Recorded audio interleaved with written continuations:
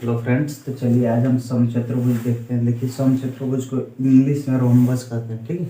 समचतुर्भुज किसे कहते हैं? देखिए जिस चतुर्भुज की चारों भुजाएं बराबर हो उसे क्या कहते हैं? समचतुर्भुज। समचतुर्भुज का प्रत्येक भुजा क्या होता है? बराबर होता है, ठीक है। और समचतुर्भुज के विकर्ण एक दूसरे को 90 डिग्री के एंगल पे कट करते हैं, ठीक है। समचतुर्भुज का कोई भी एंगल 90 डिग्री नहीं होता, ठीक है। और समचतुर्भुज के विकर्ण एक दूसरे को बराबर भागों में विभाजित करते हैं। जैसे AC का अगर लेंथ 10 सेंटीमीटर दिया तो यहाँ से ये हो जाएगा 5 और ये हो जाएगा 5, ठीक है। अगर DB का लेंथ 12 सेंटीमीटर देगा तो ये 6 हो जाएगा और ये 6, ठीक है। बराबर भागों में विभाजित करते हैं। समचतुर्भुज का एक और प्रॉपर्टी होता है, देखिए समचतुर्भुज के आमने सामने का कोण बराबर होता है, ठीक है। अगर ये x है तो ये भी क्या हो जाएगा x, ठीक है। अगर ये y है तो ये भी क्या हो जाएगा y। समचतुर्भुज के आमने सामने का एंगल क्या होता है? बराबर होता है।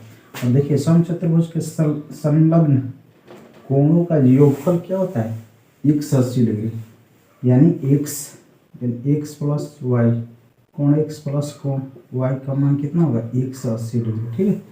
समचतुर्भुज के संलग्न कोणों का योग, एंगल का सम कितना होता है? 180 डिग्री, ठीक है। और समचतुर्भुज के आमने सामने का कोण क्या होता है? बराबर होता है। अगर ये 20 डिग्री देगा तो ये भी 20 डिग्री हो जाएगा, ये 50 देगा तो ये भी 50 हो जाएगा, ठीक है।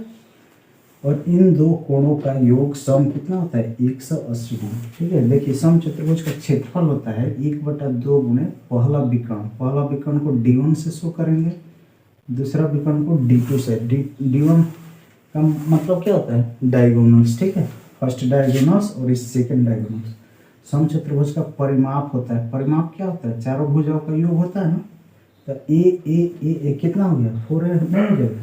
परिमाप का एक और फॉर्मूला होता है 2 में D1 square plus D2 square, ठीक है।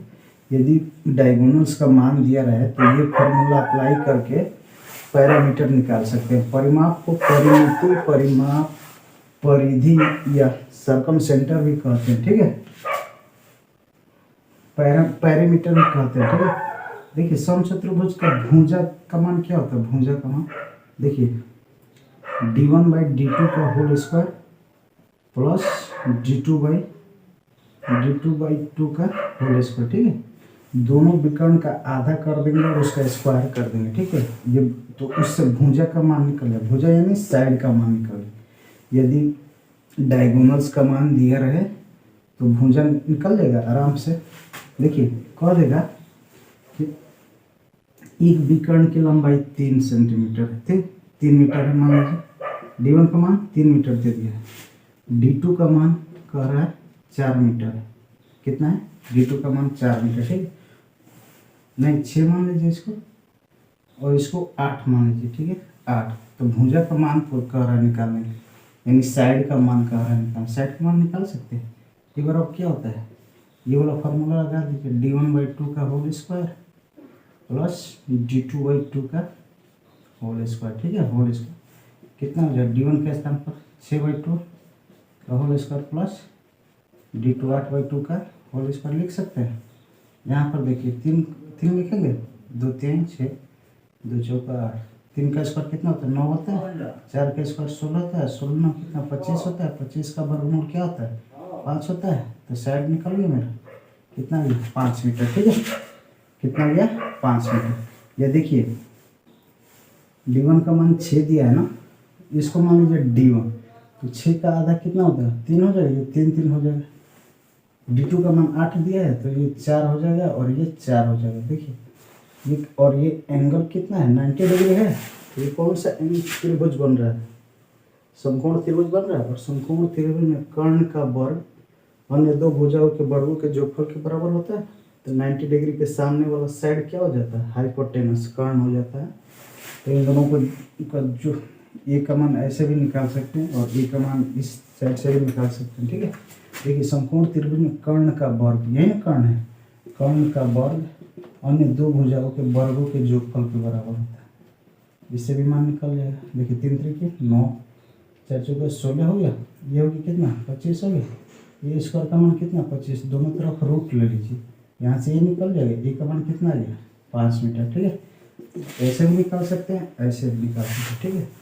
देखिए डायगोनल्स का मान दिया है, ठीक है, तो क्षेत्रफल का भी मान निकाल सकते हैं। यहाँ पे अप्लाई कर दीजिए 1/2। D1 का मान कितना 6, D2 का मान 8 दिए, 2 से कटाइए, 2 3 6 8 3 24 मीटर स्क्वायर निकल गया, ठीक है। परिमाप का भी मान निकाल सकते हैं। देखिए ए का मान कितना गया 5, तो यहाँ पे अप्लाई कर सकते हैं 4 × 5, 5 होगा 20 मीटर, ठीक है। कितना हो गया 20 मीटर परिमाप। ये देखिए D1 + D2 का मान रखिएगा ना, तो इससे भी इतना ही आएगा।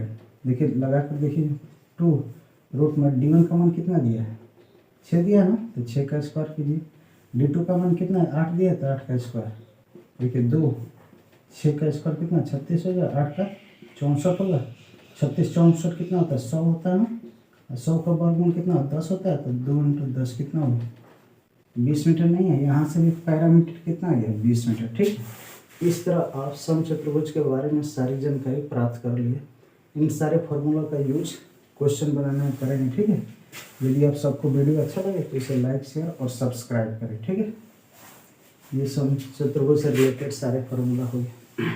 यहाँ से देखिए मान भी निकाल सकते हैं। देखिए जैसे इसका मान दे देगा 50 डिग्री, तो इसका कितना होता है 50 होगा ना, और इन दोनों का जो कितना होता है 180 होता है, तो 180 में ये 50 हो गया, तो ये कितना बचा 130 बच गया। जब 130 ये हुआ तो ये भी 130 होगा ना, चूँकि आमने सामने का एंगल बराबर होता है और संलग्न कोणों का योगफल सम ऑफ ये इस कोण का योगफल कितना 180 130 50 80 हो गया, 130 50 80 हो गया। इस तरह आप समचतुर्भुज से रिलेटेड सारे इन्फॉर्मेशन प्राप्त कर लिए। यदि आप सबको वीडियो अच्छा लगे तो इसे लाइक से और सब्सक्राइब करें। Thank you.